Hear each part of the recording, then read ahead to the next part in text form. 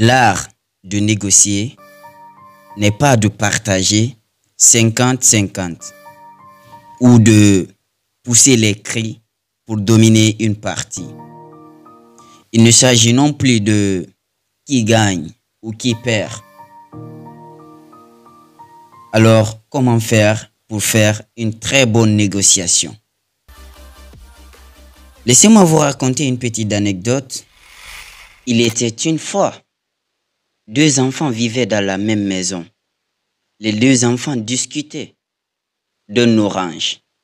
Le père, fatigué des disputes, décida de départager les deux enfants. Il prenait alors un couteau, il coupa au beau milieu de l'orange, ce qui fut 50-50. L'un des enfants mangea le fruit et jeta la peau à la poubelle. L'autre utilise la peau pour faire du gâteau et jeta le fruit à la poubelle. Si le père leur avait demandé pourquoi ils voulaient l'orange, les deux enfants auraient pu obtenir 100% de ce qu'ils voulaient, au lieu de 50-50. Sur ce, comment trouver des bonnes solutions, sages, plus intelligentes et très pratiques comme celles que nous venons de voir. Moi, c'est Taïoff, créateur de contenu, coach dans le développement personnel et tout ce qui va avec. Aujourd'hui, je vais vous présenter un cadre en 3 étapes qui feront de vous un très bon négociateur. Et quand je parle de très bon négociateur, je fais allusion à un négociateur 5 étoiles.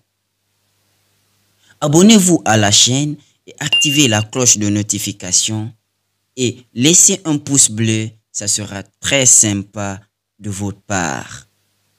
Étape numéro 1. Séparer les personnes du problème. Attention,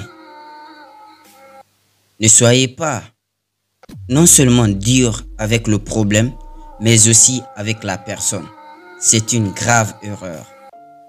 Le conseil que je te donne est que intéresse-toi au problème de la personne et non à ses intentions. Il s'agit donc de tracer une ligne. De l'un, mettre la personne et de l'autre côté, le problème.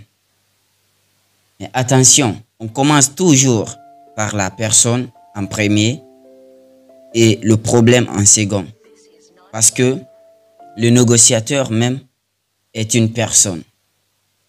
Et l'erreur que font beaucoup, c'est de commencer avec la personne et non avec le problème. Et le but de cette étape est de calculer le problème et non la personne. C'est-à-dire d'être dur avec le problème, non avec la personne. Attention, ne soyez pas non seulement dur avec le problème, mais aussi avec la personne. C'est une grave erreur. Étape numéro 2. Se concentrer sur les intérêts, pas sur les postes. Pour la petite histoire, un jour j'étais à l'école. 2 personnes discutaient. L'autre personne était à côté de la fenêtre. Du coup, l'autre était de l'autre côté. Maintenant, la personne qui était de l'autre côté voulait ouvrir la fenêtre pour que l'air pénètre dans la salle.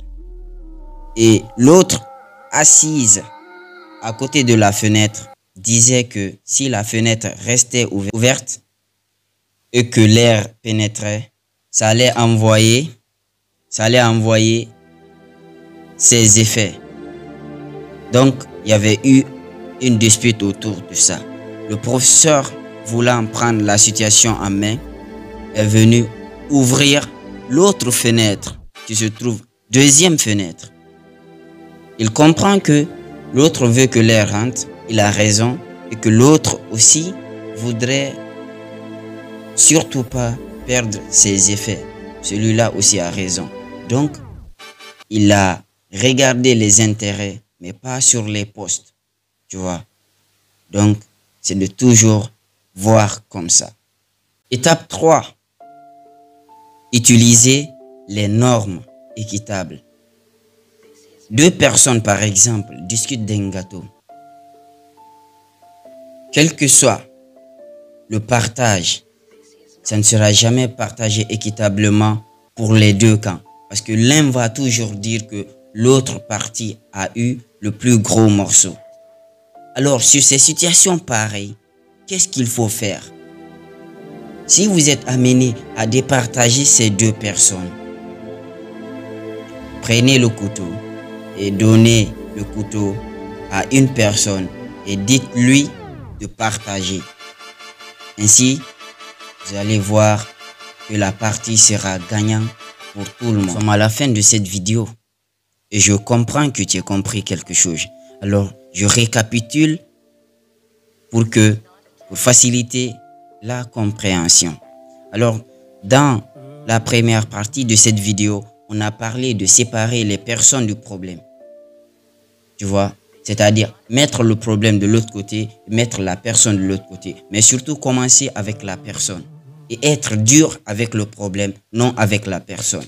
Et la deuxième partie de cette vidéo, on a parlé, on dit de se concentrer sur les intérêts. Chaque personne recherche un intérêt et ne regardez pas les posts. Regardez les intérêts, écoutez la personne avec attention et surtout cherchez les intérêts. Comment chercher les intérêts? Il suffit juste de poser le pourquoi. Le pourquoi veux-tu ça? Rien que cette question, ça va vous donner l'intérêt de la personne. Et troisièmement, on a parlé des normes équitables. Créer la responsabilité. Si vous voulez que toutes les deux parties ne veulent partager le truc, donnez la responsabilité à une partie et vous allez voir ce que ça donne. Alors, merci pour votre attention. J'espère qu'on va se retrouver dans une nouvelle vidéo. Et je veux surtout savoir vos avis. Notez-moi vos avis dans les commentaires. Ciao, prenez soin de vous. Peace and love.